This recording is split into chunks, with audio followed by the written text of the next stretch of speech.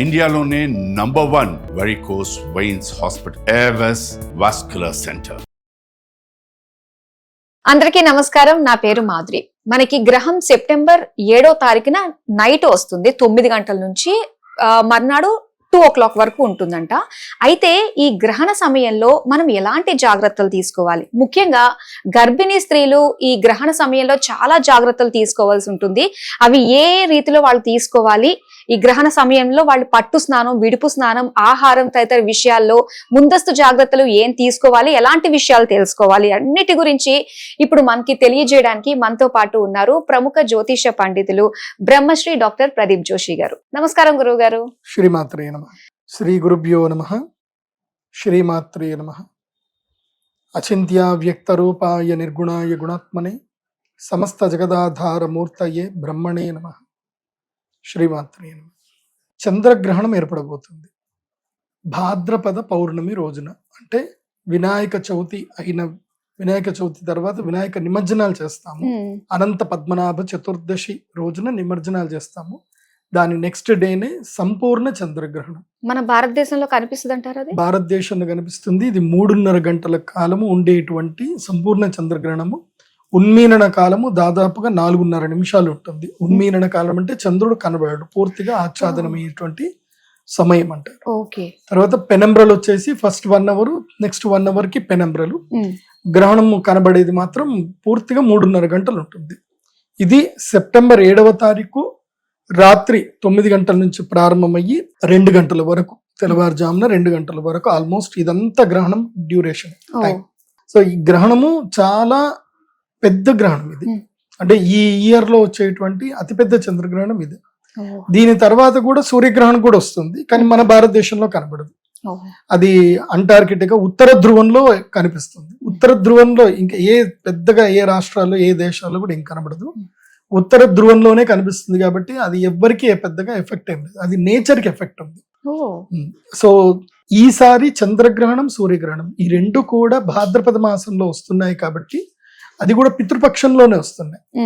పితృపక్షంలో వస్తుంది కాబట్టి ఈసారి ఏంటంటే కనుక ఈ 2 గ్రహణాల వల్ల లాభము నష్టం 2 ఉన్నాయి. లాభం ఏమిటంటే నీళ్లు ఎక్కువగా వస్తాయి, వర్షాలు చాలా విరివిగా పడతాయి, ఇది లాభమే. కానీ మన నీళ్ళని సరిగా మనం ఒడిసి పట్టుకోలేకపోతే మాత్రం అదే నష్టం. ముఖ్యంగా లోతట్టు ప్రాంతాలు, శ్రీకాకుళం జిల్లా, విశాఖపట్నము, ఏదైతే కోస్తా ఆంధ్ర తీరంలో ఉండేటువంటి కాకినాడ గాని ఇవంతా కూడా, ఈ బెల్ట్ అంతా కూడా చెన్నై వరకు, కన్యాకుమారి వరకు, ఈ బెల్ట్ ఏదైతే ఉందో ఒడిస్సా నుంచి కన్యాకుమారి వరకు ఉన్న బెల్ట్ అంతా ఏదైతే ఉందో, ఈస్ట్ కోస్టల్ లైన్ అంతా కూడా ఈసారి తుఫాన్ వచ్చే అవకాశం ఉంటుంది. విపరీతమైన గాలులు, ఈదురుగాలు వస్తాయి. సో కొంచెం ఆస్తి నష్టం జరుగుతుంది. జాగ్రత్తగా ఉంటే ప్రాణ నష్టం జరగకుండా ఉండొచ్చు. అందుకే నేను ఇప్పుడే చెప్తున్నాను, ఆల్రెడీ తెలుగు రాష్ట్రాల ముఖ్యమంత్రులు ఇద్దరు కూడా అప్రమత్తం అయ్యారు. సో కానీ నేను చెప్పేది ఏంటంటే, ప్రజలందరూ కూడా చెప్పేది ఏంటంటే, బ్యాకప్ ప్లాన్ చేసి పెట్టుకోండి. ఫుడ్ అది బ్యాకప్ ప్లాన్ చేసి పెట్టుకోండి. ఎందుకోసం అంటే ఈ సెప్టెంబరు, అక్టోబర్ ఈ 2 నెలలు చాలా ఒకే రకమైనటువంటి, ఎప్పుడు ఎలా జరుగుతుందో తెలియదు. సో విపత్తులైతే వచ్చే వస్తుంది, జల విపత్తులైతే వచ్చే అవకాశం ఉంది. కానీ ఇది కొంచెం మంచిదే. ఎందుకోసం అంటే కుంటలు, వాగులు, వంకలు అన్ని నిండుతాయి. సో ఓవర్ఫ్లో అయిన దానికి మనకి ఇబ్బంది కలిగే అవకాశం ఉంటుంది. కాబట్టి ప్రజలు ఏంటంటే కనుక మీ బ్యాకప్ ప్లాన్ ఏంటంటే అటుకులు, మెయిన్ గా మనకి ఫుడ్ అనేది ఒకటి తీసి పెట్టుకుంటే మంచిది. సో అటుకులు, తర్వాత ఏమైనా పొళ్ళు, ఆవకాయలు ఏమైనా ఉంటే రెడీ చేసి పెట్టుకోండి. ఒకవేళ వర్షం పడ్డా 3-4 రోజులకి మీకు సెట్ అయిపోతుంది. పెద్ద కష్టమేం లేదులేండి. ఇప్పుడు బొడమేరు పొంగింది విజయవాడలో, 3 రోజులు అందరు కష్టపడ్డారు, 3-4 రోజులు స్తబ్దత కలిగింది. తర్వాత అంతా నార్మల్ అయిపోయింది మళ్ళీ లైఫ్. సో ఒక 4-5 రోజులకు సరిపడా ఆహార పదార్థాలు అయితే రెడీ చేసి పెట్టుకోండి. ఏ విపత్తు వచ్చినా సరే స్టేబుల్ గా ఉండేటట్టు చూసుకోండి. రెండవది ఏంటంటే, రోగపీడలు బాగా పెరుగుతాయి. సో ఈ 2 నెలలు అయితే కనుక డాక్టర్లకి మంచి సీజన్. ఇప్పుడు అందరికి ఎక్కువగా జ్వరాలు ఎక్కువ రావడము, తీవ్రమైన వ్యాధులు రావడము. సో ఇదైతే కొంచెం ఉంటుంది. ముఖ్యంగా వాటర్ త్రూ, ఆహారం త్రూ ఏదైతే ఇన్ఫెక్షన్స్ రావడం అయితే ఇవి ఎక్కువగా ఉంటాయి. ఇవి 2 కాకుండా టోటల్ యూనివర్సల్ గనక చూస్తే గనక కొంచెం ఈ ప్రపంచవ్యాప్తంగా విపత్తులు, కొట్లాడుకోవడం, యుద్ధాలు జరగడం కానీ, తర్వాత దేశాలకు సంబంధించిన కరెన్సీ వాల్యూస్ విషయంలో కానివ్వండి, సో యుద్ధాలు బాగా జరిగేటువంటి అవకాశం ఉంటుంది. మెయిన్ గా కరెన్సీ అనేటువంటిది యుద్ధానికి దారి తీస్తుంది. దానికి ఇప్పుడు బీజం పడుతుంది. ఓకే. నేను ఆల్రెడీ లాస్ట్ టైం మన సుమన్ టీవీలోనే చెప్పినప్పుడు ఐ థింక్ గీతాంజలి తోటి ఇంటర్వ్యూ చేసినప్పుడు చెప్పాను నేను, మీరు ఎక్స్పెక్ట్ చెయ్యనిది ప్రపంచంలో జరుగుతుంది. చైనాకి ఇండియాకి పడదు అని అందరూ అనుకుంటారు, కానీ చైనా, ఇండియా, రష్యా 3 కలిసి, సో బ్రెజిల్, తర్వాత సౌత్ ఆఫ్రికా, ఇవన్నీ కూడా కలిసి ఒక కరెన్సీ క్రియేట్ చేస్తారు అని చెప్పి నేను దాదాపుగా మన ఉగాది పంచాంగ శ్రవణం ఇప్పుడే చెప్పాను. సో ఇప్పుడు అది ఇప్పుడు దానికి ఇంప్లిమెంటేషన్ అనేది స్టార్ట్ అవుతుంది. సో బ్రిక్స్ కాయిన్ గనక వస్తే, బ్రిక్స్ అనేటువంటి కరెన్సీ గనక వస్తే గనక, సో మొత్తం ప్రపంచవ్యాప్తంగా బంగారం ధరలు పడిపోవడము, ప్రపంచవ్యాప్త ట్రేడింగ్ అంతా మారిపోతుంది. వచ్చే అవకాశాలు గ్యారంటీ ఉంటాయి. ఎందుకోసం అంటే ప్రపంచంలో సగానికి సగం జనాభా ఎవరున్నారు? మనమే కదా, ఇండియా చైనానే కదా, సగం జనాభా ఉన్నది ఇండియా చైనానే. 130-50 కోట్లు మనం అయితే, వాళ్ళు 140 కోట్లు వాళ్ళు, అంటే దాదాపు 3 కోట్ల జనాభా మనమే ఉన్నాం. సో అంటే ఆల్మోస్ట్ 60 to 70% ఇండియా చైనానే ఉంది. మరి మేమే కష్టపడుతున్నాం, మేమే తయారు చేస్తున్నాం. మీరెవరో బంగారం పెట్టుకొని మీరు పెత్తనం చేస్తా అంటే ఎట్లాగా? మీ కరెన్సీ మీరు వాల్యూ పెంచుకొని మా మీద పెత్తనం జలాయిస్తే ఎట్లాగా? కాబట్టి ఈ రెండు దేశాలు కలిస్తే మాత్రం ప్రపంచాన్ని శాసించడం ఉంటుంది. సో ఇవి కలవగానే ఈ బ్రిక్స్ అనేది కాయిన్ ఏర్పడితే మాత్రం వరల్డ్ వార్ స్టార్ట్ అవుతుంది. అది కూడా వచ్చే అవకాశం. వరల్డ్ వార్ స్టార్ట్ అవుతుంది. వరల్డ్ వార్ స్టార్ట్ అవడానికి గల కారణము 3 కారణాలు. ఒకటి US డాలరు, రెండవది బ్రిక్స్, మూడవది క్రిప్టో కరెన్సీ. ఈ కరెన్సీ మూలకంగానే వరల్డ్ వార్ ఏర్పడుతుంది. సో ఆ వరల్డ్ వార్ కి ఇప్పుడు శ్రీకారం స్టార్ట్ అవుతుంది. సో ఇంకా రాబోయే రోజుల్లో, అంటే ఏదైనా దీని యొక్క తీవ్రతరం ఏదైతుందో 2045 ఆ సమయానికి ఇది తీవ్రతరమయ్యే అవకాశం ఉంటుంది. సో నేను అందుకే ఒక్కొక్క గ్రహణం వచ్చినప్పుడల్లా మనం ఏం జరగబోతుంది అనేది భవిష్యత్తు చెప్పడం జ్యోతిష్య పండితులకి ముఖ్య లక్ష్యం. కాకపోతే ఏంటంటే జనాలు ఏంటంటే భవిష్యత్తు అంటే వాళ్ళు యాక్సెప్ట్ చేయలేరు, ఏది చెప్పినా ముందు యాక్సెప్ట్ చేయరు. ఎందుకోసం అంటే ఇప్పుడు ఏదుందో చూసుకుందాంలే, భవిష్యత్తు ఏమవుతుంది అనుకుంటారు. కాకపోతే ఏంటంటే ప్రస్తుత పరిస్థితుల రీతి ఏంటంటే భవిష్యత్తు అంతా కూడా ఎక్కడైతే విరివిగా వర్షాలు పడతాయో, ఎక్కడైతే నీళ్లు సమృద్ధిగా దొరుకుతుందో ఆ ప్రాంతాలే బతుకుంటారు. మిగతా ప్రాంతాలన్నీ కూడా క్రమేపీ నశిస్తూ ఉంటాయి. అండ్ హ్యూమన్ రిప్రొడక్షన్ కూడా ఇక్కడ నుంచి ఏంటంటే తగ్గుతూ ఉంటుంది. ఇప్పటికే చాలా వరకు తగ్గింది, ఇంకా తగ్గిపోయే అవకాశం. ఇక్కడ నుంచి హ్యూమన్ రిప్రొడక్షన్ తగ్గుతూ ఉంటుంది. మనుషుల యొక్క పుట్టుక సంఖ్య తగ్గుతుంది.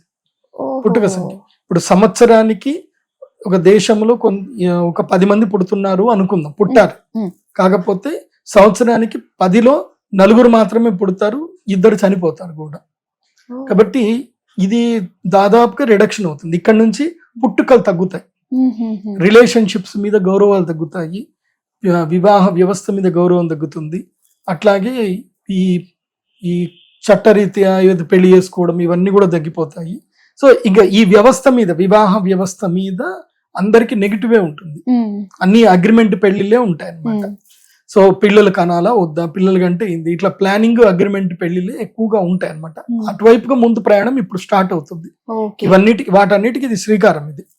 సో ఒప్పందం లేని పెళ్లిళ్ళు చాలా తక్కువ, ఏదో పేదవాళ్ళలో ఉంటాయి, కానీ వాళ్ళలో కూడా ఒప్పందాలు స్టార్ట్ అవుతాయి. ఇక ఎందుకోసం అంటే ఇక్కడ నుంచి ఏంటంటే కొంచెం ప్రకృతిలో మార్పులు వస్తాయి. చెప్పాను కదా, ఈ యొక్క విశ్వావసునామ సంవత్సరం జడ్జిమెంటల్ ఇయర్ ఇది.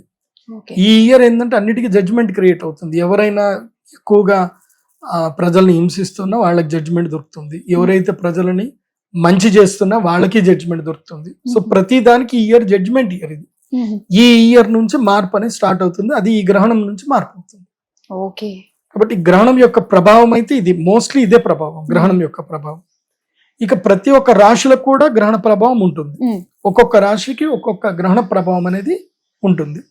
ఇప్పుడు ఈ గ్రహణం ఎక్కడ ఎప్పుడు సంభవిస్తుంది అని అంటే సెప్టెంబర్ 7వ తారీఖు మన భారతదేశంలో మన కాలమాన ప్రకారము రాత్రి 9 గంటల నుంచి 2 గంటల వరకు ఈ గ్రహణం సమయం ఉంటుంది. అంటే ఇక పట్టు విడుపులు మొత్తం అంతా చూసుకుంటే 9 to 2 అనుకోండి. సో మధ్యలో 9:35 అని కొంతమంది అంటారు, 10 o'clock అంటారు, ఇవన్నీ కాదు, కానీ 9 to 2 o'clock ఇది. అంటే పట్టు స్నానము 9 o'clock విభవ స్నానం చేయాలి, 2 o'clock తర్వాత విడుపు స్నానం చేసుకోవాలి. మధ్య కాలంలో ఏం చేయాలంటే ఇళ్లలో ఉండేటువంటి వాళ్ళు ఇంట్లో ఏ వస్తువుల్ని తాకుండా, అంటే ఈ బట్టలు ఉన్నటువంటి వస్తువులు ఏవి తాకుండా ఎక్కడైనా చక్కగా ధోతి కట్టుకోనో లేకపోతే మంచి చీర కట్టుకోనో ఒక ఆసనం వేసుకొని తూర్పు దిక్కు ముఖం చేసుకొని నారాయణ జపం చేసుకోవాలి. పురుషులైతే గన ఓం నమో నారాయణాయ లేదా ఓం నమ శివాయ, ఓం శ్రీమాత్రే నమః ఈ మంత్రం పురుషులైతే వేసుకోవచ్చు. స్త్రీలైతే శ్రీమాత్రే నమః, శ్రీమాత్రే నమః ఓంకారం అనకుండా. ఒకవేళ మీకు సంతానం అయిపోయింది అని అంటే అప్పుడు మీరు ఓంకారం చెప్పుకోండి. సంతానం కాని వాళ్ళు మాత్రం ఓంకారం చెప్పొద్దు.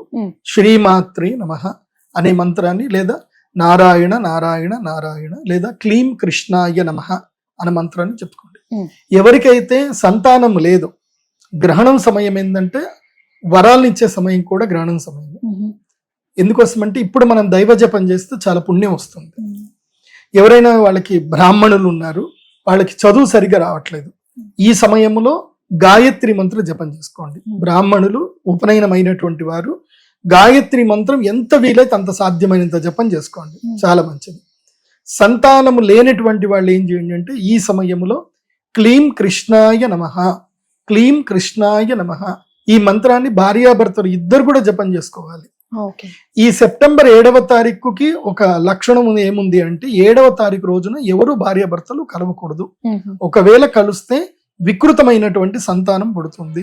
మూగివాళ్ళు, చెవిటి వాళ్ళు, అంగవైకల్యం ఉన్నటువంటి వాళ్ళు, దుర్బుద్ధి కలిగినటువంటి వాళ్ళు, ఆరోగ్యం సరిగ్గా లేకుండా ఉండేటువంటి పిల్లలు పుట్టే అవకాశం ఉంటుంది. కాబట్టి సెప్టెంబర్ 6, 7 ఈ 2 రోజులు కలవకుండా ఉంటే మంచిది. అది ఆలోచించుకోండి. రెండవది, పిల్లలకి ఎవరికైనా విద్య రావాలి. చాలా మందికి పిల్లలకి జ్ఞాపక శక్తి ఉండదు, విద్య రాదు. ఇదే గ్రహణ సమయంలో కావాలంటే నెక్స్ట్ డే లీవ్ పెట్టేసుకోండి, స్కూల్కి పర్వాలేదు. ఈ గ్రహణం రోజున రాత్రి పిల్లలకి రాత్రి పడుకుంటారు కాబట్టి పొద్దున కొంచెం పడుకొనిచ్చి రాత్రి పిల్లల్ని మెలకు ఉంచైనా సరే వాళ్ళకి క్లీం సరస్వత్యై నమః, క్లీం సరస్వత్యై నమః ఈ మంత్ర జపము ఎంత వీలైతే అంత పిల్లలతో చెప్పించండి. మినిమం 108, మాక్సిమం మీ ఇష్టం. ఏదైనా 9 సంఖ్య రావాలి, అంటే జపం మొత్తం అయిపోయే సమయానికి 9 రావాలి కలిపితే. అయితే 1008 చేయాలి, లేకపోతే 999 చేయాలి. మీరు చేసిన జప సంఖ్య మొత్తం కలిపితే 9 రావాలి. అయితేనే ఆ జపం పూర్తి అయినట్లు లెక్క. అందుకే 108 జపం చేయమని అంటారు. సో 108 అంటే మీరు 108 ని ప్లస్ చేసుకుంటూ చేయండి. 108 + 108 + 108 ఎన్నైనా చేయండి. సో ఎన్ని మాలైనా జపం చేయండి. సో అట్లా మీరు విద్యాభ్యాసం కోసం ఈ జపం చేసుకోండి. ఇంకోటి ఏంటంటే చాలా మందికి డబ్బు కావాలి, అదైతే అందరికి ఇంపార్టెంట్, ప్రతి ఒక్కరికి ఇంపార్టెంట్. డబ్బు కావాలి కోరుకుంటారు ప్రతి ఒక్కళ్ళు. సో ధనము కోరుకునేటువంటి వాడు జీవితంలో రుణబాధలు పోవాలి అనుకుంటే ఈ గ్రహణ సమయంలో శ్రీం హ్రీం శ్రీం శ్రీయై నమః, శ్రీం హ్రీం శ్రీం శ్రీయై నమః ఇది చాలా సింపుల్ మంత్రం. దీనివల్ల ఎలాంటి సైడ్ ఎఫెక్ట్స్ ఉండవు. మామూలుగా ఈ కృష్ణ స్ఫటికమాల దొరుకుతుంది, ఈ కృష్ణ స్ఫటికమాలతో చేసుకోవాలి, లేదా పద్మమాలతో దొరుకుతుంది, పద్మమాలతో చేసుకోవాలి. ఎప్పుడైనా లక్ష్మీదేవికి సంబంధించిన జపము రుద్రాక్షమాలతో చేయకూడదు, రుద్రాక్షమాలతో చేయకూడదు, లక్ష్మీదేవి జపం చేయకూడదు. రుద్రాక్షమాల ఏంటంటే వైరాగ్యానికి మోక్షానికి ఇది కీలకం. సో శివమంత్రం చదువుకోవచ్చు, మోక్ష మంత్రం ఏదైనా చదువుకోవచ్చు. కాబట్టి రుద్రాక్ష లక్ష్మీ మంత్రానికి చదవకండి, ఆపాదించకండి. దానికి ప్రత్యేకంగా ఉంటుంది, వైరుధ్యం అని కాదు, ఈ పని ఇట్లాగే చెయ్యాలి అది అంతే. సో పద్మమాలతో అయినా చేయండి, లేదంటే కృష్ణ స్ఫటికమాలతో అయినా చేయండి. క్లీం కృష్ణాయ నమః మంత్రం మాత్రం ఈ కృష్ణ స్ఫటికమాలతోటే చేయాలి. ఎందుకోసం అంటే కృష్ణ మంత్రము కృష్ణ స్ఫటికంతో చేయాలి. చేస్తేనే అది మీకు తప్పకుండా మంచి ప్రయోజనం అనేది ఇవ్వడం జరుగుతుంది.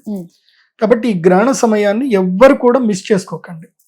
ఎవరో ఏదో చెప్పాడనో, నీకేదో నీ బుద్ధి పుట్టిందనో తప్పుడు పనులు చేయకండి. ఒక్కటి బాగా గుర్తుపెట్టుకోండి, మనం నమ్మినా నమ్మకపోయినా, ఇప్పుడు ఉదాహరణకి దీపం ఉంది, దీపం దగ్గర వేలు పెట్టొద్దురా కాలుతుంది అని మనం చెప్పాం. మనం ఎందుకు చెప్తాం? మనకి ఎప్పుడో ఒకసారి కాలి ఉన్నా చెప్తాము, లేదా మన పెద్దలో ఎవరో ఒకటి మన కళ్ళ ముందు వాళ్ళకి కాలుతేనే అది చూసి మనం ఏం చెప్తాం, కాలుతుందిరా పెట్టొద్దు అని చెప్తాం. అవును. అంటే పూర్వకాలంలో ఋషులు వాళ్ళ అనుభవంతో ఈ గ్రహణ సమయంలో భోజనం చేయకూడదు, కలవకూడదు, ఈ గ్రహణ సమయాన్ని వ్యర్థంగా వదలకూడదు. అంటే సినిమాలు చూస్తూ, షికార్లు తిరుగుతూ, మద్యపానాలు చేస్తూ, అన్నం తింటూ, మురుకులు తింటూ, సినిమాలు చూస్తూ ఇట్లా వేస్ట్ చేసుకోకండి. ఇది మంచి సమయం, ఇది పర్వకాలం, ఈ సమయంలో దైవ జపం చేసుకోండి అని చెప్పారు. దైవ జపం చేస్తే నష్టం ఏముంది? ఏం నష్టం ఏం లేదు. చక్కగా ఇక్కడ నేను ₹1 ఖర్చు లేదు, నేను చెప్పిన దానికంతా ₹1 ఖర్చు లేదు. ఉంటే ఈ మాలలు కొనుక్కోవాలి, లేకపోయినా పర్వాలేదు. మీరు 108 కౌంట్ చేసుకోండి, బియ్యంతో పక్కన పెట్టుకుంటూ కౌంట్ చేసుకోండి.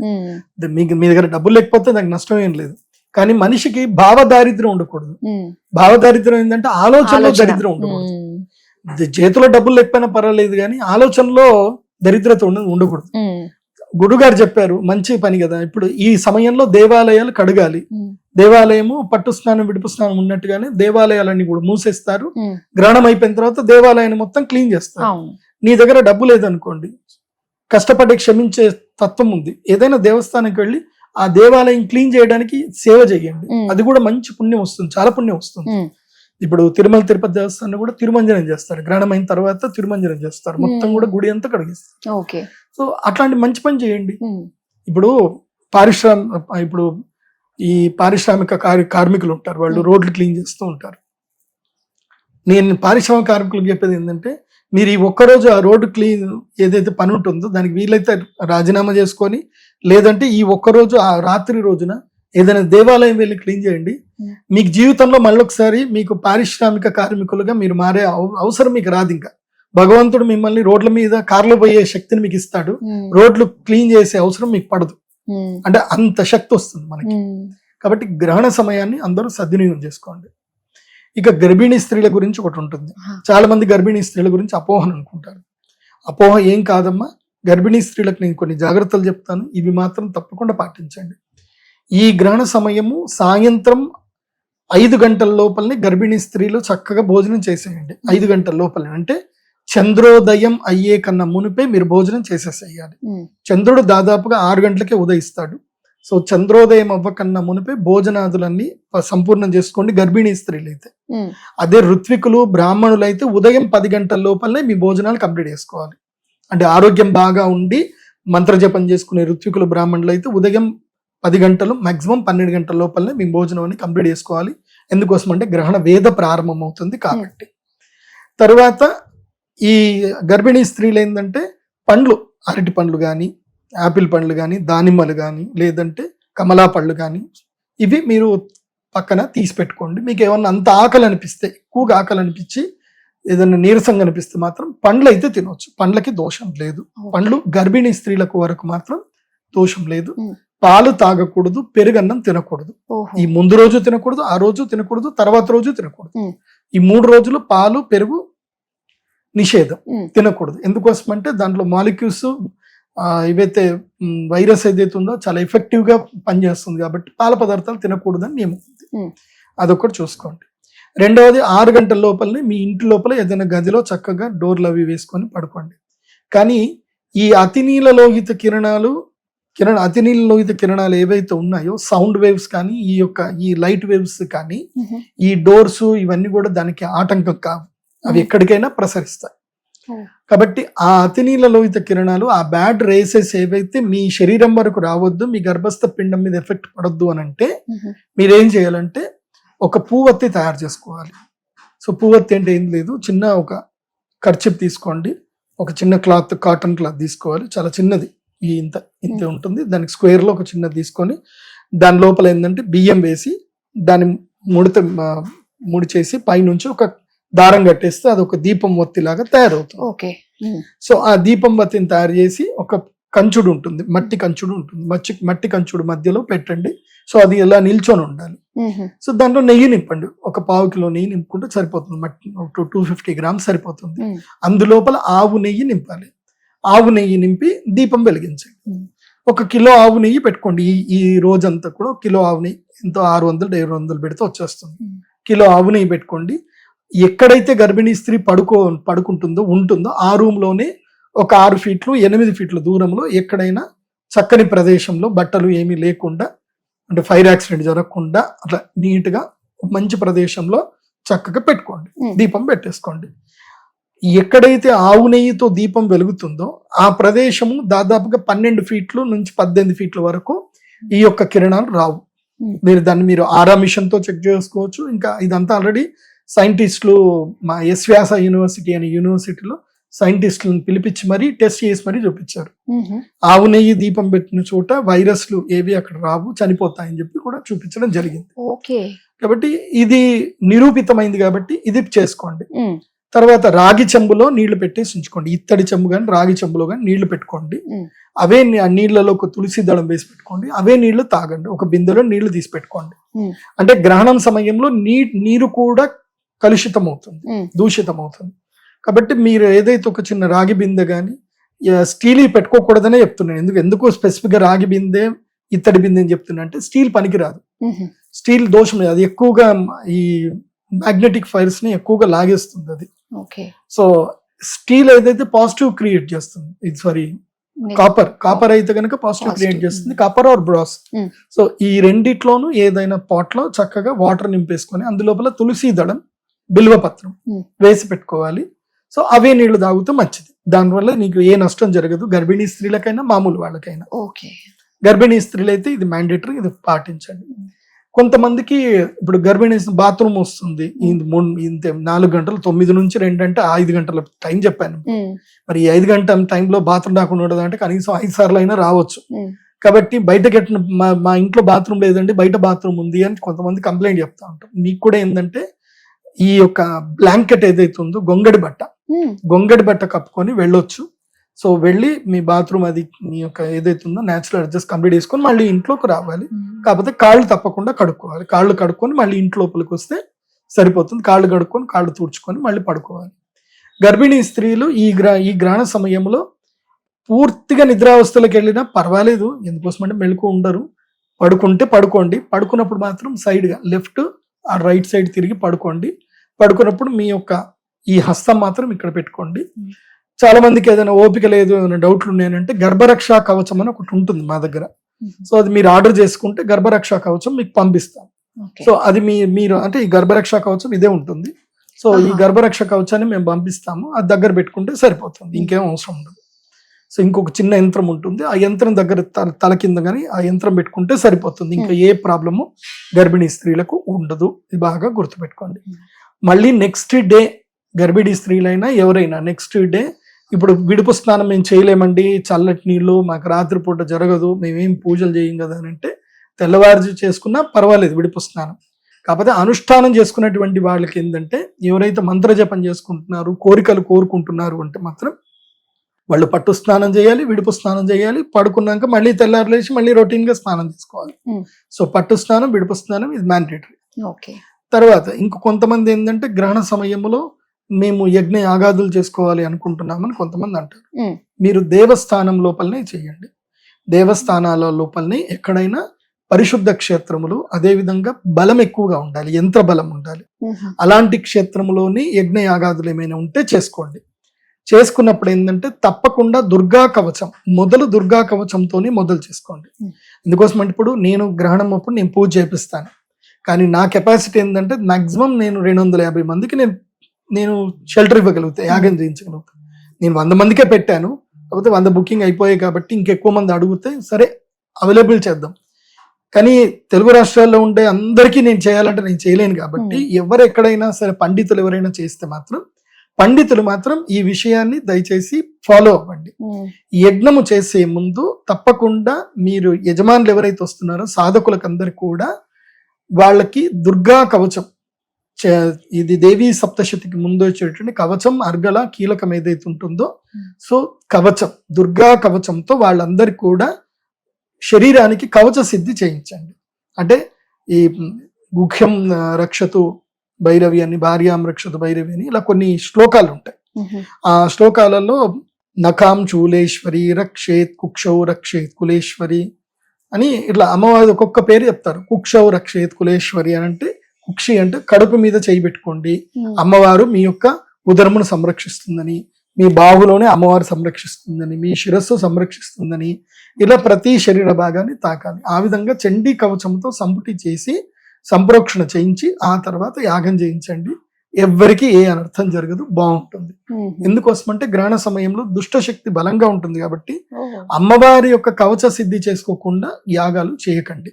ఇది అందరికీ నేను చెప్పేటువంటి ఒక సూచన. అది మీ ఇష్టం ఉంటే పాటించండి, అహంకారం అనుకుంటే పాటించకండి. ఓకే గురుగారు, చాలా మంచి విషయాలు తెలియజేసినందుకు ధన్యవాదాలు. శ్రీమాత్రే.